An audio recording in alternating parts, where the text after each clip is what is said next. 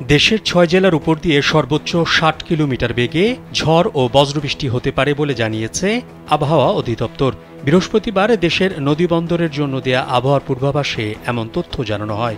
পূর্বাভাসে বলা হয়, খুলনা, বরিশাল, পটুয়াখালী, নোয়াখালী, চট্টগ্রাম এবং কক্সবাজার অঞ্চলগুলোর ওপর দিয়ে দক্ষিণ বা দক্ষিণ পূর্ব দিক থেকে ঘণ্টায় ৪৫ থেকে ৬০ কিলোমিটার বেগে ঝোড়ো হাওয়া সহ বৃষ্টি বা বজ্রসহ বৃষ্টি হতে পারে। এই সময় এসব এলাকার নদীবন্দরগুলোকে ১ নম্বর সতর্ক সংকেত দেখাতে বলা হয়েছে। এদিকে সর্বশেষ সারা দেশের পূর্বাভাসে বলা হয়েছে, রংপুর, ঢাকা, খুলনা, বরিশাল ও চট্টগ্রাম বিভাগের অনেক জায়গায় এবং রাজশাহী, ময়মনসিংহ ও সিলেট বিভাগের কিছু কিছু জায়গায় অস্থায়ীভাবে দমকা হাওয়া সহ হালকা থেকে মাঝারি ধরনের বৃষ্টি বা বজ্রবৃষ্টি হতে পারে। সেই সঙ্গে রংপুর, ঢাকা, খুলনা, বরিশাল ও চট্টগ্রাম বিভাগের কোথাও কোথাও মাঝারি থেকে ভারী বর্ষণ হতে পারে। সারা দেশে দিনে তাপমাত্রা সামান্য কমতে পারে এবং রাতে তাপমাত্রা প্রায় অপরিবর্তিত থাকতে পারে।